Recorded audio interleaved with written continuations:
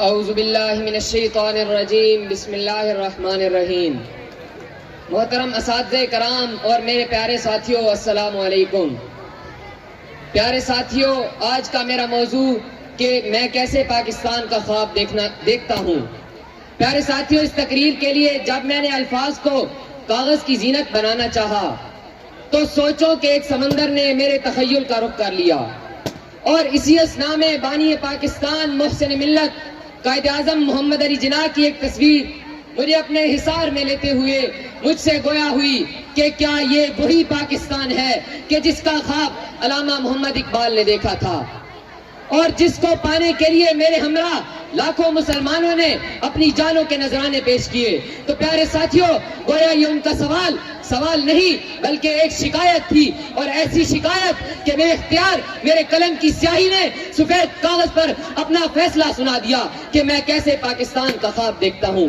پیارے ساتھیوں، میں آپ کے سامنے پاکستان کی حقیقی تصور کی ایک واضح تصویر پیش کرتا ہوں اور آپ سے سوال کرتا ہوں کہ بہت مدت ہوئی جہالت میں پڑھ کر، اب کیا یہ وقت نہیں کہ ہم اپنی اس قوم کو اس نسلی، معاشی اور معاشرتی تفریق سے باہر نکالیں اور اس پاکستان کی طرف قدم بڑھائیں جہاں ہر فرد خود کو آزاد، برابر اور مستحکم شہری سمجھ سکے۔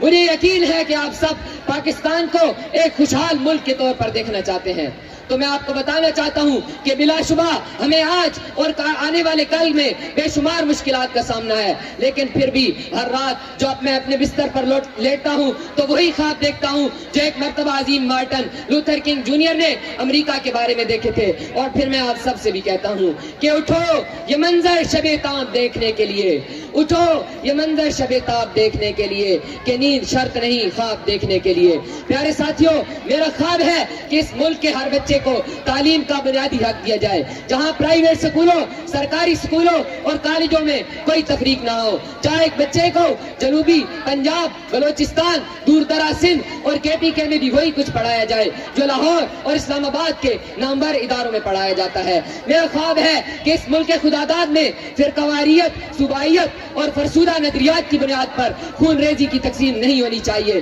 میرا خواب ہے کہ یہ ریاست اس خواب کی حقیقی تقلید ہونی چاہیے جو خواب اس کے بانی نے دیکھا تھا۔ میرا خواب ہے کہ ایک دن یہ قوم اٹھ کھڑی ہوگی اور ایک دن یہ اپنی حقیقی صلاحیت کے مطابق اٹھے گی۔ میرا خواب ہے کہ اس ملک کے غلاموں کے بیٹے، اس ملک کے جاگیرداروں، سرمایہ داروں اور اشرافیہ کے ساتھ ایک دن بھائی چارے کی میز پر بیٹھیں گے۔ میرا خواب ہے کہ ایک دن انصاف آ کر میرے غریبوں کی دہلیز پر دستک دے گا۔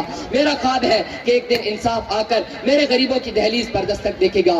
میں خواب دیکھتا ہوں کہ ایک دن ہماری نمائندگی ہم ہی میں سے کوئی کرے، نہ کہ وہ جو مغرب کے غلام ہیں، جو پیسے کی پوجا کرتے ہیں اور جن کے لیے طاقت ہی سب کچھ ہے۔ میں خواب دیکھتا ہوں کہ ہم ایک دوسرے سے پیار کریں گے۔ اور پیارے دوستو، یاد رکھنا کہ جب آپ یہ خواب دیکھیں گے تو کچھ لوگ تمہیں سمجھائیں گے، وہ تم کو خوف دلائیں گے۔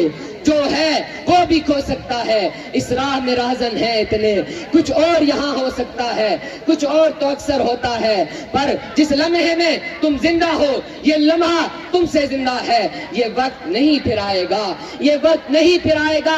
تم اپنی کرنی کر گزرو، تم اپنی کرنی کر گزرو، جو ہوگا دیکھا جائے گا۔ پیارے ساتھیوں، اپنے حوصلوں کو بلند رکھیے، اپنے پروردگار پر بھرپور یقین کیجیے اور ملک پاکستان کی بقا اور سلامت کی جنگ لڑیے۔